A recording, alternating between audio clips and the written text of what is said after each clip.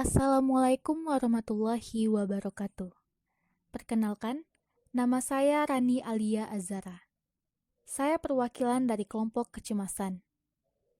Di mana tugas ini, saya tidak bekerja sendirian. Saya dibantu dengan anggota kelompok lainnya, yaitu 1.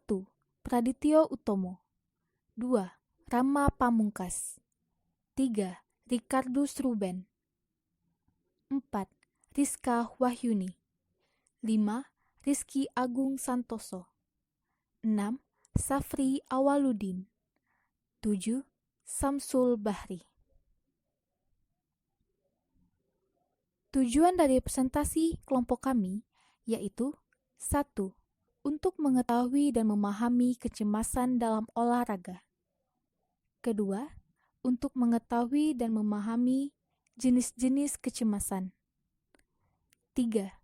Pentingnya mengetahui hubungan arousal dan penampilan. 4.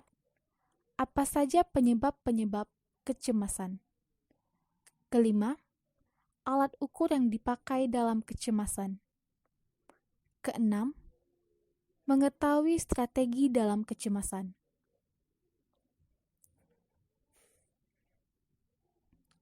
Sebelum masuk ke materi kecemasan, menurut teman-teman, apa sih itu kecemasan? Apakah kalian pernah mengalaminya? Nah, pengertian kecemasan. Kecemasan atau dalam bahasa psikologi biasanya disebut dengan anxiety. Dapat didefinisikan sebagai aktivitasi dan peningkatan kondisi emosi. Peningkatan dan aktivitas ini didahului oleh sebuah kekhawatiran dan kegelisahan atas apa yang akan terjadi. Ada 3 istilah yang penggunaannya mirip satu sama lainnya, yaitu 1. Arousal, 2. Anxiety, ketiga, stres. Arousal adalah aktivitasi fisiologi dan psikologi secara umum yang bervariasi dan tidur nyenyak sampai kesenangan yang sangat intens, menurut Jarvis 2006. Anxiety adalah kondisi emosi negatif ditandai dengan perasaan gugup, khawatir, dan takut diikuti oleh aktivitasi atau arousal dalam tubuh. Jarvis 2006. 3. Stres adalah proses di mana seseorang individu merasa menerima tekanan dan meresponnya dengan serangkaian perubahan-perubahan fisik dan psikis, termasuk meningkatkan arousal dan merasakan cemas. Selanjutnya, jenis-jenis kecemasan. Yang pertama, state anxiety, atau biasa disebut sebagai I-state. Ini adalah kondisi cemas berdasarkan situasi dan peristiwa yang dialaminya. Artinya, situasi atau kondisi lingkungan juga dapat menyebabkan tinggi rendahnya kecemasan. Kedua, trait anxiety, atau disebut A-trait, adalah level kecemasan yang secara alamiah dimiliki seseorang dan setiap orang potensi tingkat kecemasannya berbeda-beda. Ketiga, kecemasan somatic anxiety adalah perubahan-perubahan fisiologis yang berkaitan dengan rasa cemas. Inilah tanda-tanda fisik bila rasa kecemasan itu muncul, seperti perut mual, kepala berat, otot menegang, dan lain-lain.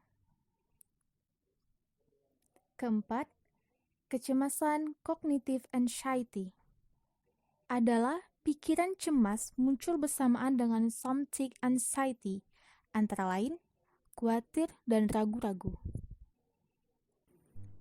Faktor yang mempengaruhi. Ada 2 faktor yang mempengaruhi. Pertama, faktor lingkungan. A. Jenis pertandingan yang diikuti. Jenis pertandingan akan sangat menentukan bagaimana kecemasan seseorang atlet muncul. B. harapan atas penampilan. Harapan menjadi sumber kecemasan ketika seorang atlet tidak merasa mampu atau siap dalam menghadapi pertandingan. C. Ketidakpastian. Ketidakpastian di sini bisa diartikan sebagai ketidaktahuan atlet terhadap apa yang akan dihadapi dalam pertandingan. Faktor kedua, faktor individu. A. Stride anxiety adalah kecenderungan level kecemasan yang merupakan bagian dari kepribadian seorang atlet. B. Self-esteem and self-efficacy adalah bagaimana perasaan kita terhadap diri kita sendiri. Sedangkan self-efficacy merupakan keyakinan tentang kemampuan yang kita miliki. Selanjutnya, strategi naik dan turun. Yang pertama ada strategi rekreasi, merupakan salah satu bentuk time out dari rutinitas kegiatan sehari-hari.